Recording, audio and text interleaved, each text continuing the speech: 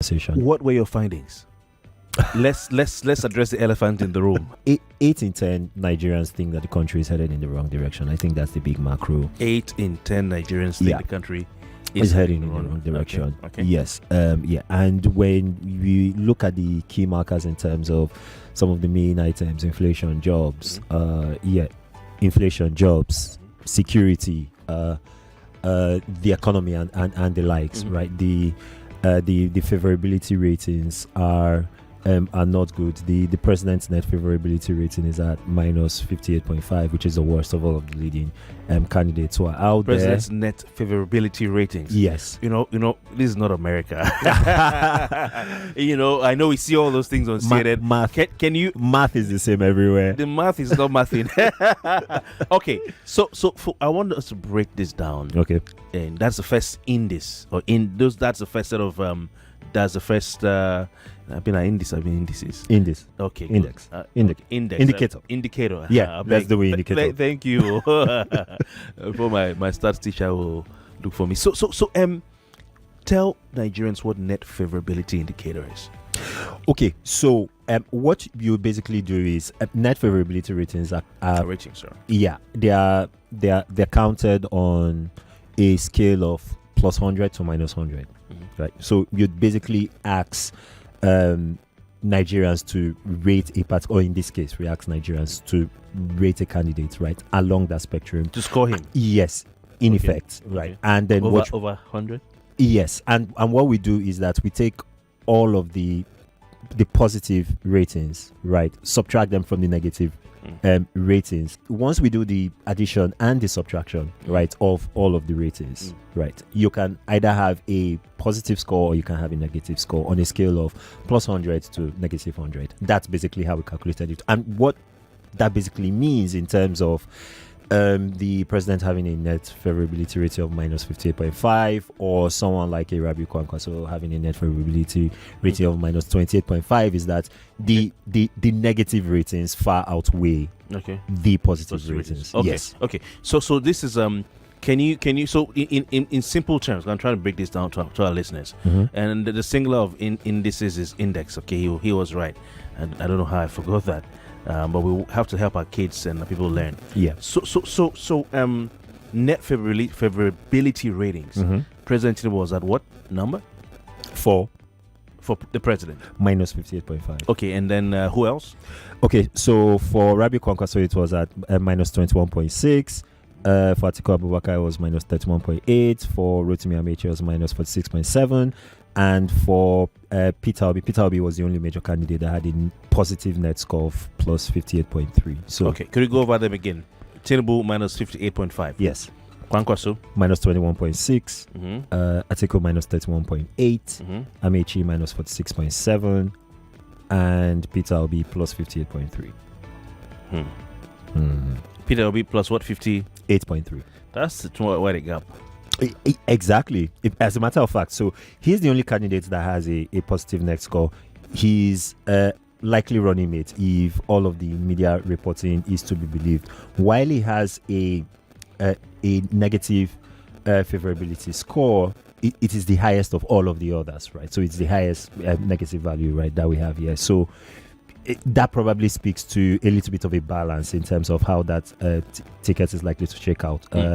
Kwankwaso's favorability ratings are highly correlated, right, by region, so he's more positively regarded in the 3 northern geopolitical zones, but particularly in the north central and in the northwest geopolitical zones, right, than in the south. So the southern values sort of weighed his favorability down.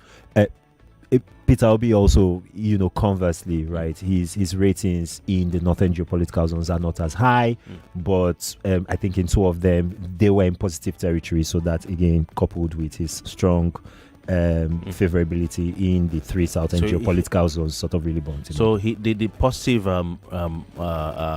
responses for him, were more than the negative responses for him. Yeah, by far. Okay. So what other indices do you, or numbers did you get from this?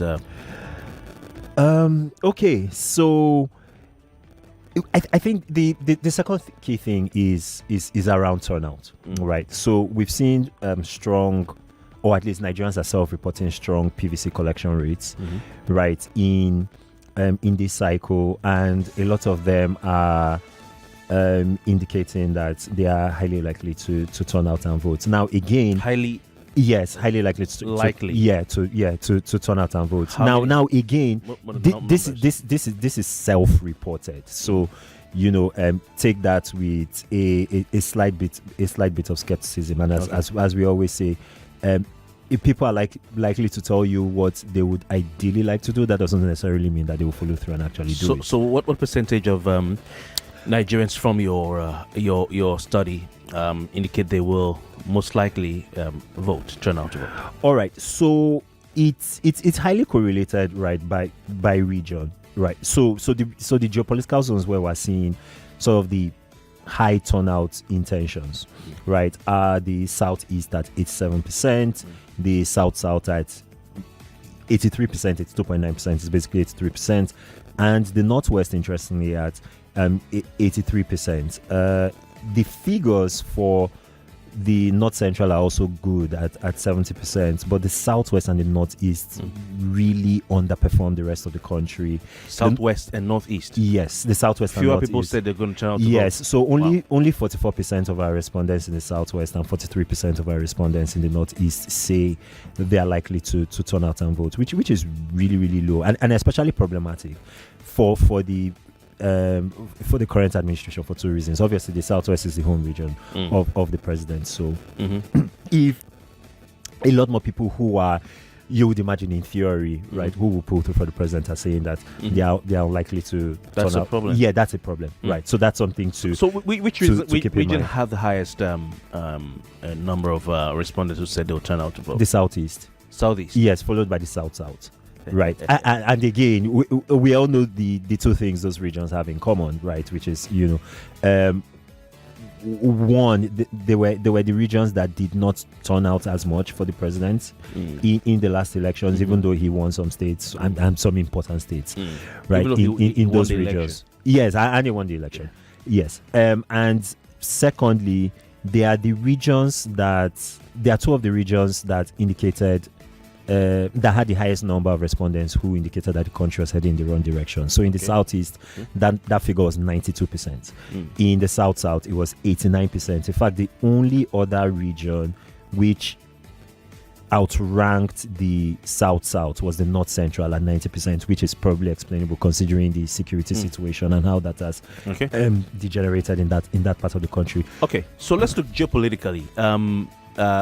Overall, from your study, who is going to win the election? Okay, so I know I'm asking that way. Who is going to win the 2027 election? Kofi, you like doing this whenever I'm here. Anyway, so how we approach this is to basically look at the data. You could just tell me. There are two scenarios. You just tell me the name and the party. No. There are two scenarios. Before you get there, who is from your study will win? There are two scenarios. So it depends on whether there's a high turnout or there is a low turnout. Okay. Right. Yeah. So even Nigerians are saying in a high turnout scenario, the opposition is competitive, and right now the NDC looks to be. Yeah, the NDC looks to be in front. So NDC. Something NDC. like that. Yes. NDC. Yeah. Right. So and the correlation is really stark. What number did you get? The correlation is really, really stark. So in a high turnout. In a high turnout scenario, right, something like 65%, right, of respondents say the NDC is likely to do very well.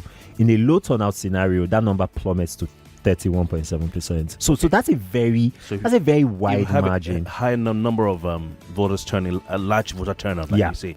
NDC may, from your study, would score in the region of 65%. Of the popular votes. Yes. And then in a low turnout situation, they score 35%. 31.7%. Do they still win?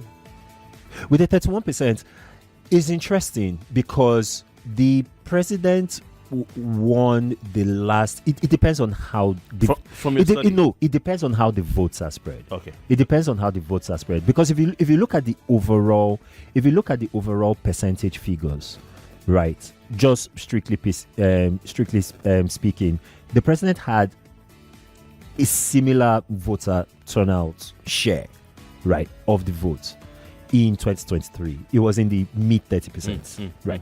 So you can win with that. It just depends on where in the country. Okay, we're going to take a quick break. We're going to come back. I want it to be direct. You've said it, NDC, based on your polling, based on your research, based on your study, will win the presidential of what election. Nigerians told us. Of what Nigerians told you, Yeah. okay, will win the next presidential election if we have a high voter turnout. And it's a big if. Okay, if we don't have a high voter turnout, who wins? Oh, the incumbent. The APC does very APC. well. Yeah, the APC does very Wins. well. Yes. Wins. Okay.